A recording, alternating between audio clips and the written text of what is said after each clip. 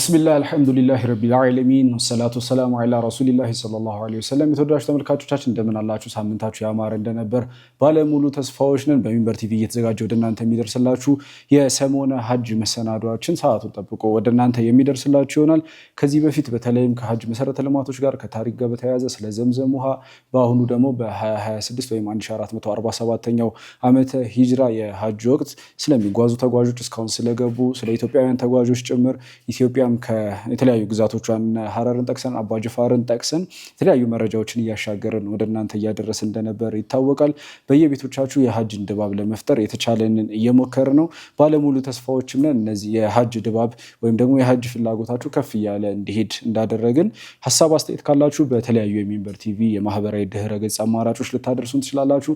ዛሬም እንደተለመደው የተለያዩ የሀጅ መረጃዎችን ይዘን ከባልደረባዬ መኪን መሐመድ ጋር አብዱልሐኪም ናስር ይዤ ወደ እናንተ ቀረብኩኝ። በዛሬውም የተለያዩ ሀሳቦችን እያነሳሳን ወደ እናንተ የሚደርስ ይሆናል። አብራችሁ እንድትቆዩ ጋበዝኩኝ። እንኳን ደህና መጣ። እንኳን ደህና ቆየኝ ሐኪሜ። ያው ሰሙነ ሐጃችን ወደ ሐጅ ሰሞን እየተጠጋ ነውና የዙል ሒጃ መጀመሪያ ቀናቶችን እየተጠጋን ነው የምንገኘው። ዙል ቂዕዳ የሚባለው ወር እያለቀ ነውና ፕሮግራማችንም ለተመልካቾቻችን የተለያዩ መረጃዎችን ቁም ነገሮችንና ከሐጅ ጋር ግንኙነት ያላቸውን ሀሳቦች እያነሳሳን ቆይተናል። ያው ሰሞኑ የሐጅ ነው።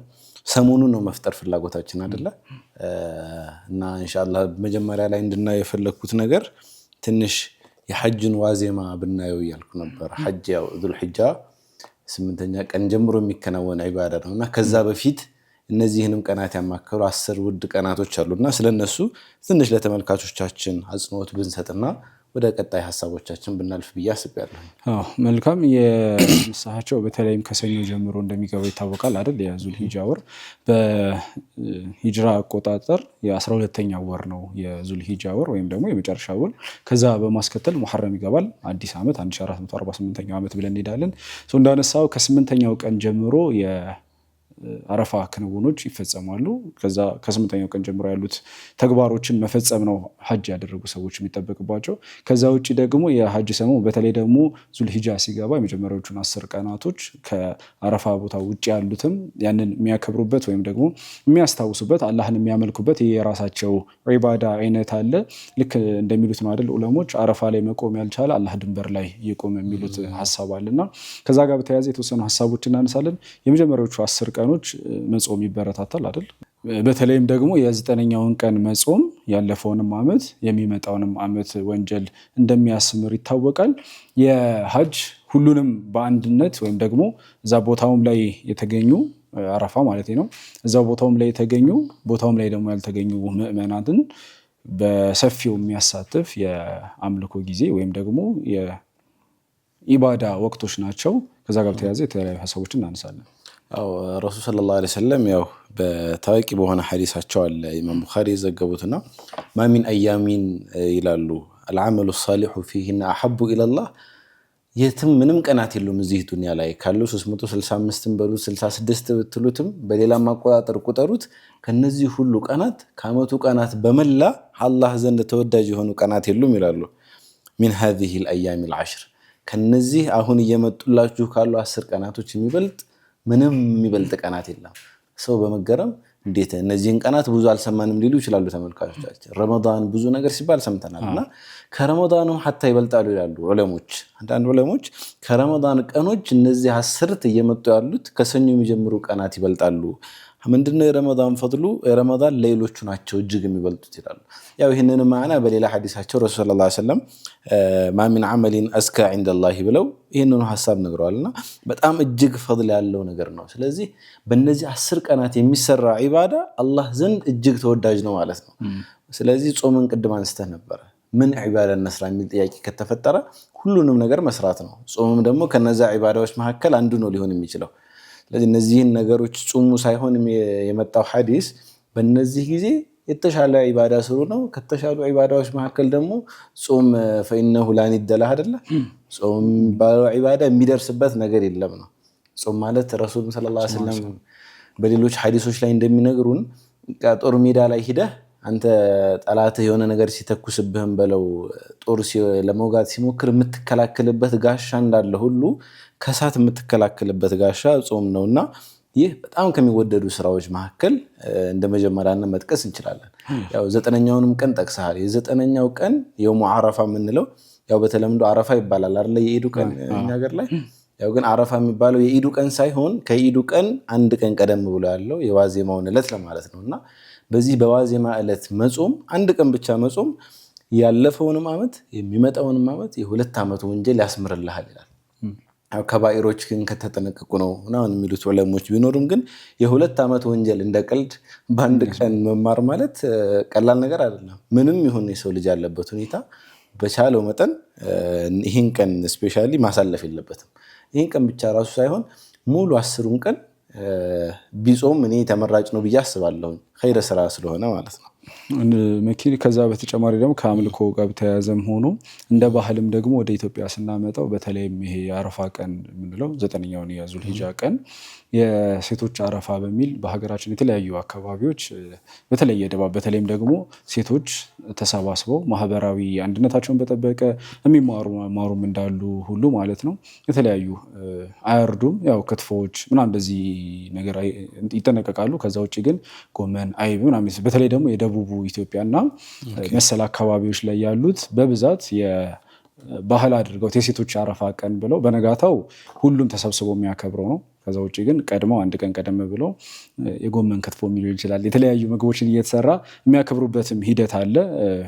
የጾመው የዋሉትን ከዛ ኢፍጣራቸው ላይ ሴቶች ሰብስበው ላይ ነው እንዴ? እኔ እኮ ቀኑን መስሎኝ ነው። አይ ማታ ላይ ይጾማሉ። ከዛ ማታ ላይ ምን ያደርጋሉ?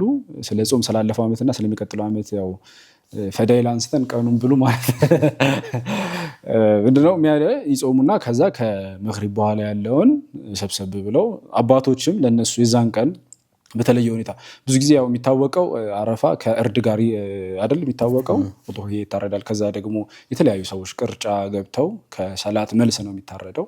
ያንን ከሰላት መልስ ነው የሚያደርጉት። የወንዶች ሴሪሞኒ የሚመስል ነገር አለው። ብቻ ደቡብ አካባቢ ላይ የሚሰሩ ከስጋ ውጭ ያሉ እንትኖች እየሰሩ የሚያከብሩበት የተለየ ድባብ የሚፈጠርበትም ዱዓ የሚደረግበትም እናቶች ሰብሰብ ቪዲዮ ክሊፖች ምናምን አይተው ከሆነ እናቶች ሰብሰብ ብሎ ዱዓ የሚያደርጉት ዱዓ የሆነ ሴቶች ያው ተፈጥሮ የተሰጣቸው ለቅሶም አለ አይደል? አላህን ሲጠይቁ የማልቀስ ባህሪ ምናምን አላቸውና በተለየ ሁኔታ ከዛ ጋር በተያያዘም ዱዓቸውም ያው መቅቡል ይሆናል ብለን የምንጠረጥርበትም ቀን ነው። ትልቅ ደረጃዎች አላቸው። ዑለሞች ደግሞ ያወዳድሩታል አይደል? የረመዳን የመጨረሻ 10 ቀንና የዙል ሂጃ የመጀመሪያዎቹን 10 ቀን ከዛ ምን አይነት ድምዳሜ የሚመስል ነገር ቀኖቹን የዙል ሂጃ የተሻለ ነው ይላሉ። ማታ ማታውን ደግሞ የረመዳን አሽረል አኺር ላይ ይበልጣል የሚሉ ሀሳቦችን ሲያነሱ እንሰማለን። ያው አሽረል አኺርና አሽረል አዋኢል ይሏቸዋል። አሽረል አኺር ከተባለ የረመዳኑ ባይ ዲፎልት ይመጣል። አሽረል አዋኢል ከተባለ ደግሞ አሽረል አዋኢል ማለት የመጀመሪያዎቹ 10 ማለት ነው። አሽረል አኺር የመጨረሻዎቹ 10 ማለት ነውና የመጀመሪያዎቹ ከተባለ ባይ ዲፎልት ይሄ ነው የሚመጣው። እና ጾም ካነሳን አይቀር አንድ ኡስታዝ ምን ሲል ሰማሁት መሰለህ? ጾም ከሌሎች ዒባዳዎች የሚለየው ነገር እሱ አቃፊ ዒባዳ ነው አለ። ምክንያቱም አንተ ቁርአን መቅራት ከፈለክ ወይ ስትሰራ የነበረውን ዚክር ወይም ደግሞ ስትሰግድ የነበረውን ሰላት አቁመህ ነው ቁርአን የምትቀራው። ጾም ግን ጾመህ ነው እነዚህን ነገሮች ትደርባለህ። ታገኘህ ትጾማለህም ትቀራለህም የጾምክ ነው ትቀራለህም። ጾመኛም ቁርአን እየቀራህ ነው፣ ብትሰግድ ጾመኛም ሰጋጅ ነህ። ግን ለምሳሌ እየሰገድክ ቁርአን መቅራት ከፈለክ ለምሳሌ ቁመህ ልትቀራ ትችላለህ፣ ግን ሩኩዕ ስታደርግ ቁርአኑን ታቋርጣለህ። ወደ ሌላ ዒባዳ ስትሻገር አንዱን ዒባዳ አቁመህ ነው። ጾም ግን የሚለየው ነገር ሳታቆመው ነው ሌላ ዒባዳ የምትሰራውና በጣም ትልቅ ዒባዳ ነው ሲል ሰምቼዋለሁና ከጾም በተጨማሪ በጣም ሶላትና ቁርአን ይነሳል አይደለ? ዙል ሂጃ ላይ በተለይ እነዚህ 10 ቀን ላይ ከቁርአን ጋር በተያያዘ ያው ያንዳንዱ ሰው የራሱ የሆነ ዊርድ ይኖረዋል። በየቀኑ ከአላህ Subhanahu Wa Ta'ala ንግግር ጋር ለመታረቅ ብሎ የሚቀራው ቢያንስ ቀኑ ትንሽ ብርሃን እንዲያገኝ የሚቀራቸው ትንሽ ያስቀመጣቸው ለራሱ ቁርአኖች ይኖራሉ ብለን እናስባለን። ተመልካቾች ምናልባት በዚህ አጋጣሚም እንደዚህ አይነት ልምድ የሌላቸው ተመልካቾችም የሚኖሩ ከሆነ በቀን ውስጥ የሆነ ያህል መቅራት እንደዚህ አይነት ልምድ ከሌለም ቢያንስ የተወሰነ ነገር ከቁርአን ማስለመድ ነው እኮ ብዙ ጊዜ ያው ረሱል ሰለላሁ ዐለይሂ ወሰለም በተለያዩ ሐዲሶች ላይ እንደገለጹልን አላህ ዘንድ ይበልጥ የሚወደደው ትንሽ ነገር ይዘህ እዛች ነገር ጋር ስትቆይ በቀን 1 ፔጅ ለምን አይሆንም? ለምሳሌ ከሱፊ በኋላ ወደ ስራ ሲወጣ አሁን ትራንስፖርቱም አዛ ነው። በተለይ አዲስ አበባ መሰል ከተሞች ላይ ያለው ነገርና ያን ጧት ወደ ስራ ሲወጣ 2 ፔጅ ሊሆን ይችላል ከቁርአን ቢያስለምድ አንድ ሰው ከ2 ፔጅ ከሆነ ቀድሩ 2 ፔጅ መቅራት ብቻ ያንን በየቀኑ መቅራት አለበት ብዬ አስባለሁ። ትንሽ ነገር ግርድ ይዘን መቅራት አለብን። ምን አስታውስከው የመሰለ መኪን አንድ የሆነ ስብስብ ነበርና ምን አሉኝ ከቁርአን ጋር በተያያዘ በዚሁ ላንሳውዬ ነው አንዳንዴ ሊከብደን ይችላልና የሆነ ሪዋርድ እና ካሮቴን ስቲክ የሚባል አፕሮች አለ እየቀጣህና ራስን እየሸለምክ አይነት ነገር እና ተሰባስበው በወር ውስጥ ረመዳን እንደወጣ ነውና ቁርአን ረመዳን ውስጥ 2ም ጁዝ 3ም አንድም እየቀራን ነበር ከዚህ በኋላ ደግሞ መቀጠል አለብን ማቆም የለብንም የሚል ሐሳብ አነሱና ዲስከስ አደረጉ ሹራ ካደረጉ በኋላ በወር አንዴ ማክተም ማለት ነው ከዛ እሺ አክተመንስ ምን እናድርግ ተባባሉና ምን አደረጉ በቃ ወሩ ሲያልቅ ኬክ መቁረስ የሚል ሐሳብ አመጡ ማለት ነው ሙሉ ስብስቡ 6 ናቸው እነዛ 6 ልጆች ሁሉም ለየራሳቸው በየቀኑ አንዳንድ ጁዝ ይቀራሉ ማለት ነው ከዛ አንድ ጁዝ ይቀሩና መጨረሻ ላይ ምን ያደርጋሉ ልክ ሲያከትሙ በ30ኛው ቀን ሞቲቬት የሚያደርግ ነገር ኬክ መቁረስ ጀመሩ ማለት ነው ያኛው ትሬንድ እያስቀጠላቸው ይሄ የጋራ መንፈሱን ከዛ ደግሞ መተዋወሱም አለ አይደል አንደኛው ሲሰራ ሌላኛውንም ለማገዝ በእንደዚህ አይነት መልኩ ምናልባት ልምድ የሌላቸው ያው በየወሩ ኬክ ይበላሉ ነው በየወሩ ኬክ ይበላሉ ሰለብሬት ያደርጉታል በዛውም ግን ዲፎልት እየሆነ ወይም ደግሞ የነሱ አንዱ የዕለት ተዕለት እንቅስቃሴያቸው ውስጥ ይገባል ማለት ነው በጣም አሪፍ ስለዚህ ቁርአን ያው ተመልካቾቻችን ይኖራቸዋል ብለን እናስባለን እንደ ወላጅም የራሳቸው እንደ ተማሪም ሁሉም እንደራሱ ነው አይደል አላህ ሁሉንም ሰው ተመሳሳይ ነገር ላይ ያስገድድ ይችላል በተለይ እነዚህ ሙጥለቅ የሆኑ ዒባዳዎች ላይና ስለዚህ ሁሉም ሰው በሚችለው ትንሽ ዊርድ ያስፈልጋልና ያነሳው የነበረው ሐሳብ ይሄን ዊርዳችንን በዚህ 10 ቀን መጨመር አለብን የሚል ሐሳብ ነበር በየቀኑ አንዳንድ ጁዝ መቅራት ሊሆን ይችላል ያስለመድነው ቁርአንና 10 ቀን ላይ በየቀኑ 3 ጁዝ ብንቀራስ በዱንያ ላይ እነዚህን ይበልጥ ቀን የለም እየተባለ አላህ Subhanahu Wa Ta'ala ከነዚህን ያስበለጣቸው ቀናቶች የሉም እየተባለ በእነዚህ ጊዜያት የሚሰራ መልካም ስራ ከሌላ ዒባዳ ጋር አይገናኝም እየተባለ ቢያንስ 1 ጁዝ የነበረውን 3 ጁዝ ብናረግ ከዛ በኋላ የኢድ ቀን ኬክ መብላት ይችላሉ ማለት ነው ከኡድሂያውን ባለፈና ይሄ ቢሆን አጋጣሚ መጠቀም ነውኛ ብዙ እኔ ሳስብ እንደራሴ ያው አላቅም ብዙ ሰው የራሱ የሆነ ጥፋት ውስጥ እየኖረው ይሆናል ብዬ አስባለሁና አላህ የሚልካቸው የሆኑ ነፍሐቶች አሉ የሆኑ ብላክ ፍራይዴ ምናምን ይባላል አይደለ በጣም ዲስካውንት የሚሆንበት እቃዎች ወይም ደግሞ ለምሳሌ አየር የሆነ ነገር አሪፍ ትርፍ የምታተርፍበት ገበያ ነው ኦፖርቹኒቲ ሰንዴይ ማርኬት ማለት እንችላለን በአዲስ አበባ ኮንቴክስት እና በየቀኑ የምትገዛውን የሆነ አስቤዛን በለውቃ ሰንዴይ ማርኬት ላይ እሁድን ጠብቀህ በቅናሽ የምታገኝበት ቦታ ነውና አላህ እንደዚህ አይነት ኢቨንቶችን ያመጣልናል ብዙ ጊዜ ረመዳን ያመጣልናል ከዛ በኋላ ዙል ሒጃ ይመጣል ከዛ አሹራ ይመጣል ከዛ እንደዚህ ይመጣል እነዚህ አይነት ቀናቶች አላህ በቃ እስኪ እነዚህን ነገር ተጠቀሙባቸው የሰው ልጅን ባህሪ ይረዳልና አላህ አመቱን ሙሉ ሰስቴን አለማድረጉን ይረዳዋል ስለዚህ እነዚህን ነገሮች አምጥቶ እስኪ በእነዚህ ነገሮች ተጠቀሙባቸው እና አላህ የሚያመጣቸው እነዚህን ነፍሐቶች እነዚህን በረከቶችና እንትኖች በጣም መጠቀም አለብን ብዬ አስባለሁ ያለብን ቁርአን ዊርድ ካለ እንዳልነው ተመልካቾቻችን ጨመር የምናደርግበት አማራጭ ቢኖር ያስለመድነው ዚክሮች ሊኖሩ ይችላሉ ሶላቶች ሊኖሩ ይችላሉ እነዚህን ሁሉ ዒባዳዎች እስከዛሬ ከነበረን የበለጠ መጨመር አለብን ብዬ አስባለሁ ልክ ነው መኪኔ በተለይ እነዚህ አላህ የሚያመጣቸው ወቅቶች ወይም ጊዜያቶች በደንብ እንመለስበታለን ከመሸጋገሪያ በኋላም ግን ይሄ አሁን ዚክር ሲባል ያው ቁርአንም አንዱ የዚክር አካል ነው አይደል በአንድ ቀን ውስጥ ታደርጋቸው የነበሩ የተለመዱ እንቅስቃሴዎች ይኖራሉ ረመዳንን አሁን ሁሉም ሰው ጓግቶ የሚጠብቀው ለምንድነው ቀድሞ ይነገረዋል አይደል ፈርድ ስትሰግድ በ7 ደረጃ ነው ሱና ስትሰግድ እንደፈርዱ ነው ባዲ የሁለት ረካ ከሰገድክ ልክ ፈጅር በመደበኛ ጊዜ እንደምትሰግደው ነው አይነት ፈዳይሎች ይነሳሉና ከዛ ጋር በተያያዘም ከሐጅ መድረስ ጋር ተያይዞ የመጀመሪያው የዙል ሂጃ 10 ቀኖች ወይም 9 የሚጾሙትን ቀናቶችን የነሱን ፈዳይል ነው ያወራን የምንገኘው ከመሸጋገሪያ በኋላ ተጨማሪ ሐሳቦችን ይዘን የምንመለስ ነው የሚሆነው ተመልካቾቻችን እየታደማችሁ የምትገኙት ሚንበር ቲቪ ላይ እየተዘጋጀው ለእናንተ የሚደርሰው የሰሞነ ሐጅ መሰናዶ ነው ከመሸጋገሪያ በኋላ ስንመለስ የተለያዩ ሐሳቦችን ይዘን ወደ እናንተ እናቀርባለን የትኛውንም አይነት ሐሳብ አስተያየት ምን ይጨምር ምን ይቀነስ ካላችሁ በሚንበር ቲቪ የተለያዩ የማህበራዊ ሚዲያ አማራጮች እንዲሁም ከስር በመታየው ስልክ ቁጥር ልታደርሱን የምትችሉ መሆኑን እንገልጻለን ከመሸጋገሪያ በኋላ እንመለሳለን አብራችሁን ቆዩ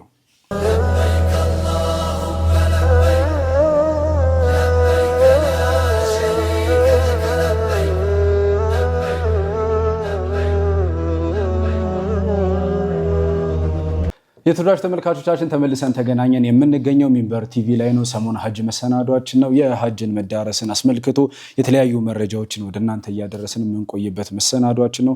ከመሸጋገሪያ በፊት እያነሳን የነበረው በተለይም የመጀመሪያዎቹን የዙልሂጃ 10 ቀኖችን በተመለከተ ያለንን የአምልኮ ተግባራቶች ከፍ ማድረግ እንደሚገባን፣ አላህ ዘንድ የተወደዱ ደረጃዎች እንዳላቸው የረመዳን የመጨረሻዎቹ 10 ቀናትና የዙልሂጃ የመጀመሪያው 10 ቀን ዑለሞች እንደሚያወዳድሩ ታነሳንና ቀኑን የዙልሂጃ የመጀመሪያዎቹን እንደሚያስበልጡ ከዛ ደግሞ የአሽረል አዋኺር ላይ ወይም ረመዳን የመጨረሻዎቹን 10 ቀኖች ሌሊቱ ደግሞ የተሻለ መሆኑን እንደሚያነሱ፣ በዚህ መሀል ቁርአንን የየዕለት አምልኮ ተግባሮቻችንን ማሳደግ እንደሚገባን እያነሳሳን ነበር።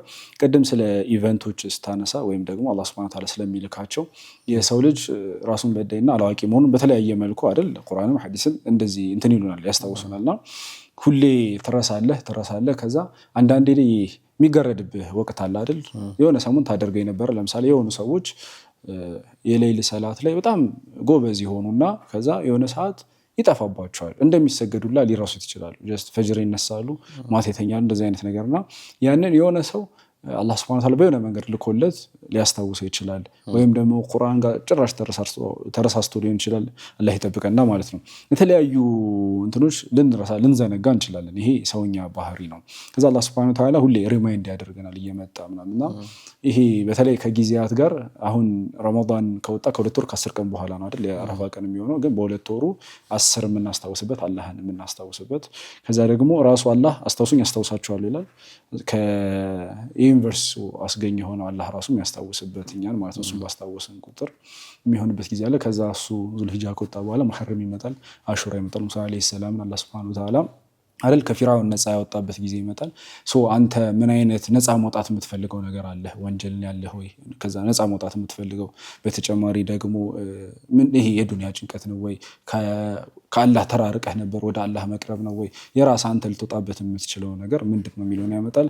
ከዛ ይሄ ረቢዕ ይመጣል። ከዛ በተለይ ከረሱል ላ ስለም መሐባ ጋር የእሳቸው መወለድ ጋር ወሩን ሙሉ በተያዘ ሀሳቦችን ስለሳቸው ላይ ሰላዋት እያበዛ እንዲህ የምታስታውስባት ጊዜ ይመጣልና ልክ ደግሞ ይላሉ አይደል ረሱል ላ ሰለም 5 ወቅት ሰላት በመሃላቸው አይደል ከጁማ እስከ ጁማ በመሃላቸው እንደዚህ ደግሞ ኢቨንቶች አሉ። ጁማ ሲመጣ ከባለፈው ጁማ እስከዚህኛው ጁማ ድረስ የነበረህን ወንጀል እርግፍ ያደርግልሃል ከባይሮችን እንትን እስካልክ ድረስ ማለት ነው። እንደዚህ አይነት ሀሳቦችን እያነሳን ነበር። በጣም አሁን ካልከው አላህ እነዚህን ኢቨንቶች ሲያመጣ አንድ ቁርአን አንቀጽ ይመጣል አይደል? ማ የፍዐሉ ላሁ ቢዐዛቢኩም ይላል አላህ ሱብሓነሁ ወተዓላ። አላህ ሱብሓነሁ ወተዓላ ማ የፍዐሉ ላሁ ቢዐዛቢኩም ኢንሸከርቱም ወአመንቱም። አላህ እናንተ ብታምኑ የሚላችሁን ነገር እሺ ብትሉት፣ የሚያዛችሁን ነገር ብትፈጽሙለት፣ የሚያደርግላችሁን ነገር ብታመሰግኑት እሱ እኮ ሊቀጣችሁ አይፈልግም። አታዩም እንዲው እያመጣሁላችሁ ነው ረመዳን አምጥቼ ሸይጣንን አስርላችኋለሁኝ ቢያንስ ለአመቱም ይሁን ስቅ እንድትይዙ።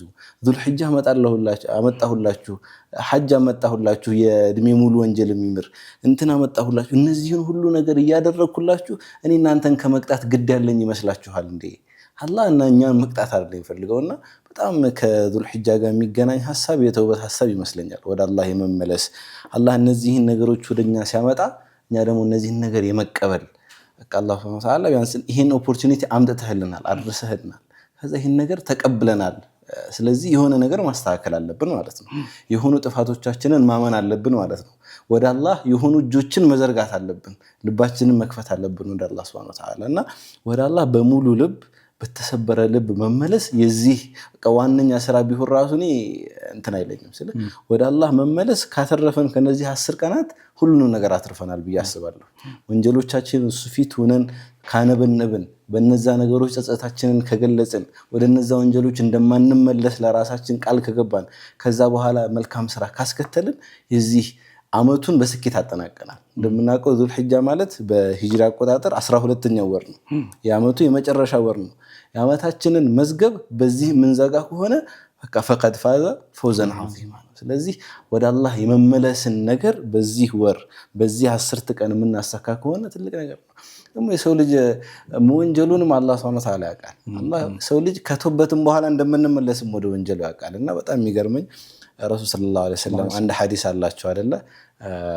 ሐዲስ አልቁድስ መሰለኝና ብዙ ጊዜ የምንፈራው ከተውበትን በኋላ ወደዛ ወንጀል መመለስን ነው። ብዙ የተውበትንባቸውን ወንጀሎች ዳግመኛ ተመልሰናልና አላህ Subhanahu Wa Ta'ala ደግሞ ይሄን መመላለስ ነው የሚፈልገው።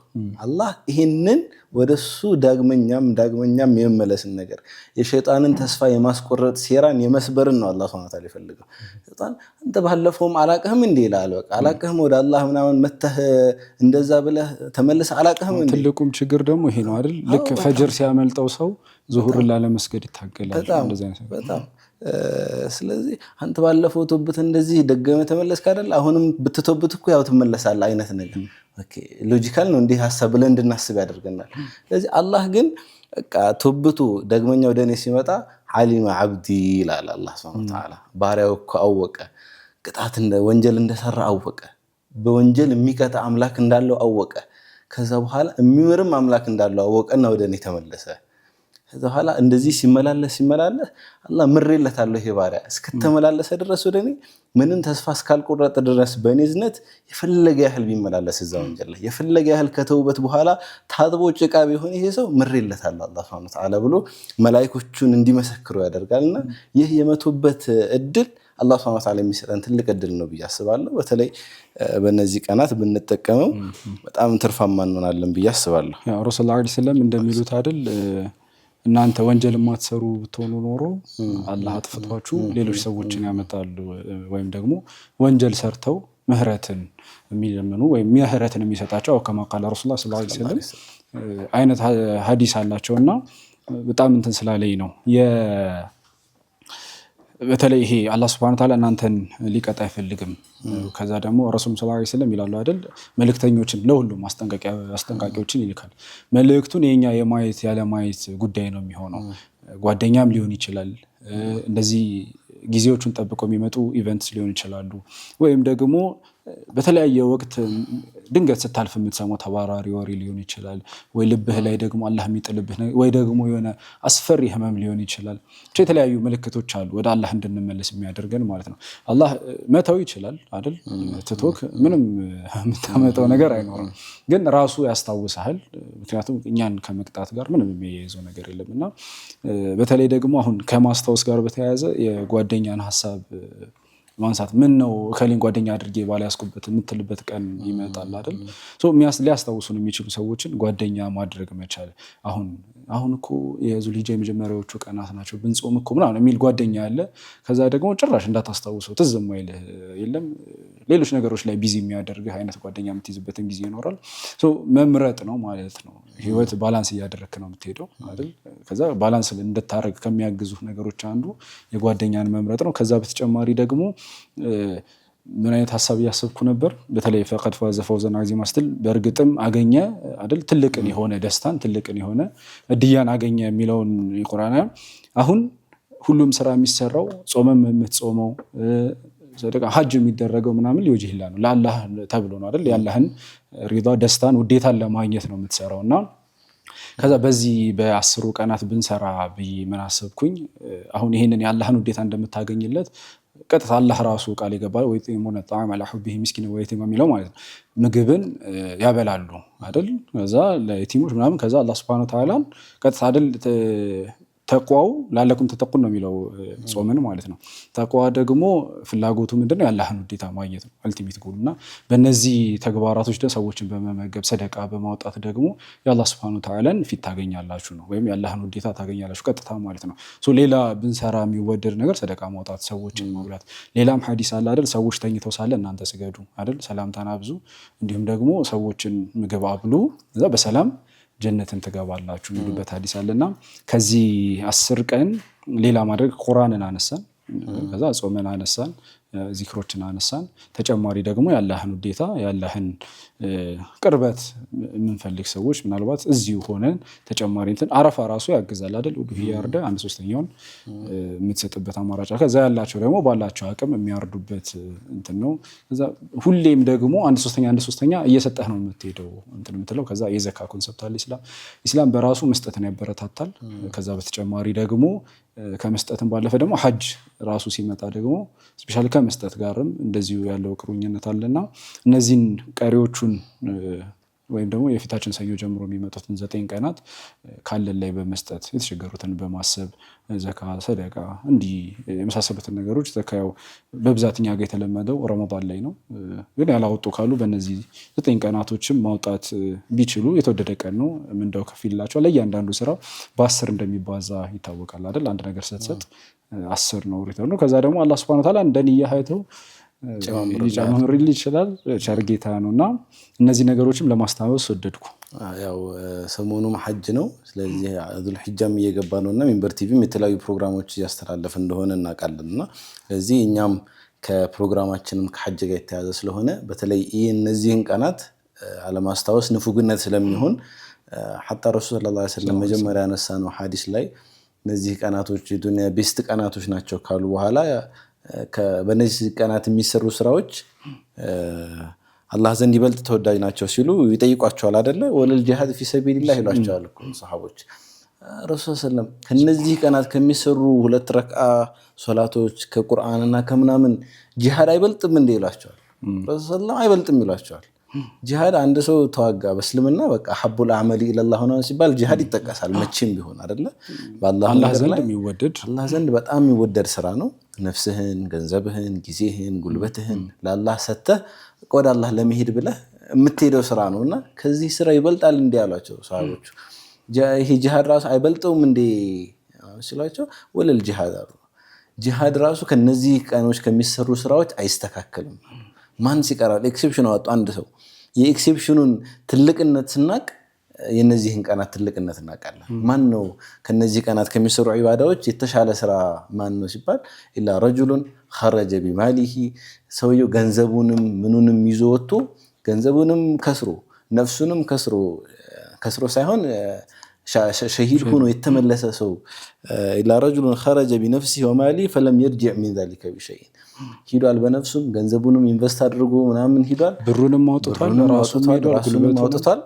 ራሱም እንደወጣ ገንዘቡም እንደወጣ የቀረበት ሰው ሲቀር አላህ ይህንን ሰው ብቻ ነው ከነዚህ ቀን ከሚሰሩ ስራዎች ከሚሰራ ሰው የሚያስበልጠው ይህ ሙጃሂድ ነው። ከሌሎቹ ጂሃዶች ማን ይበልጣል? በእነዚህ ቀናት የሚሰሩ ስራዎች ይበልጣል ስላሉ ነው በዚህ ልክ ለማስታወስ ያነሳ ነውና ጠቅለል ስናደርገው የነዚህን የ10 ቀን ሐሳብ በጣም ውድ ቀኖች ናቸው። በጣም የማይደገሙ የዛሬ ዓመት ካልሆነ የማይደገሙ ቀኖች ናቸው። የዛሬ ዓመት ደግሞ ነገ ነው። ነገ ደግሞ በአላህ እጅ ነውና ስለዚህ የነጋችንን ስለማናቅ እነዚህን ቀናት በጠቀስናቸውም ባልጠቀስናቸውም ዒባዳዎች በሙሉ የተሻለው መጠን አሁን ስለ ሰደቃ ስታነሳ ሰደቃ ማብላት ሲባል ብዙ ብር ሊመስል ይችላልና ረሱል ሰለላሁ ዐለይሂ ወሰለም ስለ ሰደቃ ሲናገሩ ወለው ቢሽቂ ተምራ እኮ ነው ያሉት አይደለ? አንድ ተምር በተምር ክፋይ እንኳን ቢሆን ከሳት ተጠንቀቁ ነው ያሉትና አንድ ተምር አምጥቼ አሁን ግማሹን በልቼ ግማሹን ብሰጠህ ምን ወይ አያጠግብህ በቃ ምላስህ ላይ ነው የሚቀረው እኮ። ስለዚህ የተምር ክፋይ ራሱ ቢሆን ሰደቃ ስጡ። ስለዚህ ምንም ቢሆን አታሳነሱ እያሉ ነው። ስለዚህ ስለ ሰደቃ ስናነሳ 10 ብር ሊሆን ይችላል፣ 1 ብር ሊሆን ይችላል። በየቀኑ በተለይ አንዳንድ ብር ብንሰጥ 10 ብር ብንሰጥ ያው ያለው ሰው 1,000 10,000 ያደርገዋል 1 እና 10 ብሩንና ባለው በየቀኑ ብንሰጥ የተወሰነች ነገር አንደኛ ማስለመድም ይሆናል፣ ሁለተኛ ዒባዳዎችን በዚህ ቀን ማብዛትም ይሆናልና እነዚህን ቀኖች ተመልካቾቻችን እኛም አላህ Subhanahu Wa Ta'ala እኛንም ወፍቆን ካልነው በላይ ምን ተገበር አድርገን ተመልካቾችንም እኛንም አላህ Subhanahu Wa Ta'ala ወፍቆን ከሚጠቀሙ ሰዎች አድርገን ማለት ፈልጋለሁ። አሚን። ሁለት እንትኖችን ላንሳና ገጠመኞች ናቸው ሁለቱም። አንደኛው ኡስታዛችን የሚለን ሐሳብ አለና ሰደቃ ምናልባት ካንተ የምታወጣው ብር ትንሽ ሊሆን ይችላል፣ ወይም ደግሞ አንተ ህይወት ላይ ያን ያህል ተጽዕኖ የማያወጣ የሆነ ካፌ ቁጭ ብለህ የምትበላው ነገር ምናምን ሊሆን ይችላል፣ ማኪያቶ ውስጥ ምናምን የምታወጣው ብር ሊሆን ይችላል። ግን ከዛ ጋር ብዙ የሚነሱ የቀልብ በሽታዎች አሉ አይደል? እነሱን ይዞልህ የሚወጣው ወይም ደግሞ ከውስጥ ጋር የተያዘ ወንጀል ሊሆን ይችላል። እንደዚህ አይነት ነገሮችን ብቻ ይዞልህ ነው የሚወጣው ማለት ነው። ያ አንተ ህይወት ላይ ብዙ ተጽዕኖ የማይፈጥር ግን ሌሎች ጋር ሲሄድ ተጽዕኖ ያለው፣ ከዛ ደግሞ ከአንተ ውስጥ ደግሞ አብረህ ስትሰጥ አብሮ የሚወጡልህ የተለያዩ በሽታ ሊሆን ይችላል። የቀልብ የምንላቸው በራስ መገረም ብዙ አይነት የቀልብ በሽታዎች ይጠቀሳሉና እነሱን ማውጣት ሊሆን ይችላል። ከዛ ደግሞ ሌላ ሁለት የምታውቃቸው ስብስቦች ናቸውና ረመዳን በተለይ አሽራል አኺር ሲገባ ምን አደረጉ? ሰብሰብ ባሉና የሆነ ያህል ብር አወጡ። ትንሽ ብር ነው እና አወጡና ከዛ ምን እናድርጋሉ? ከዛ መስጂድ በር ላይ ለሚኖሩ ሰዎች ምግብ ገዝተን እንስጣቸው። ማስፈጠር ያሉ ከዛ ለምን ታዲያ አንድ ቀን በዛ ያለ ሰው አናስፈጥር ማለት አይ ምናልባት ለይለቱል ቀድር የሚገኝበት ሌሊት ስለማናውቀው 10ሩንም ብናደርግ ምናገኛለን አንደኛው ላይ ለይለቱል ቀድር እናገኛለን በዛን ቀን 83 ዓመት ከምናምን ወይ ከ84 ዓመት ድረስ ከዛም በላይ ከ1000 ወር በላይ አይደል ቁርአናው የሚለው ከዛም በላይ ይችላል ያንን ምን እንዳናገኛለን አሉና ከዛ ያው ብልጥ ሆኖ ማለት ነው ከአላህ ጋር ብልጥ ሆኖ መነገድ ይቻላል ማለት ብልጥ ሆኖ ከዛ ምናልባት አግኝተው ሊሆን ይችላል አላህ ይቀበላቸው እንደዚህ አይነት ቴክኒኮች ተጠቅመን ከአላህ ጋር ብልጥ ሆነን መደራደር መቻልም ትልቅ ኒዕማ ነው እዚህ ከሽሩጡል ሂጃ ስናነሳ አላህ ደግሞ የወፈቃቸው ሁጃጆች እኛም ሰሞኑን እያቀረብን ያለነው የሐጅ ፕሮግራም ይመለከታቸው ሁጃጆች እነዚህ 10 ቀን አስበሃል የዱንያን ምርጥ ቀን የዱንያ ቤስት ቦታ ላይ ስታሳልፍ ማለት ነው አላህ ይቀበላቸው አላህ Subhanahu Wa Ta'ala ይቀበላቸው እኛንም አላህ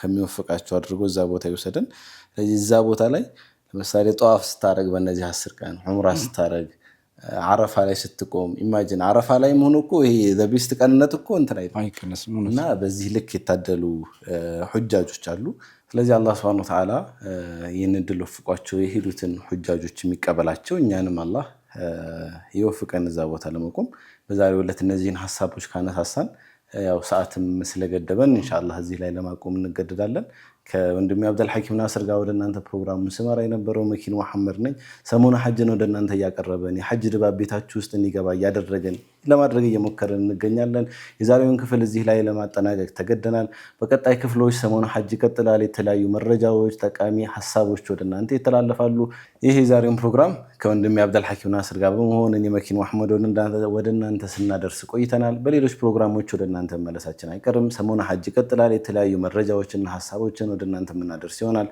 በሌሎች ፕሮግራሞች እስከምንገናኝ ድረስ ሰላም አለይኩም ወራህመቱላሂ ወበረካቱሁ አለይኩም ሰላም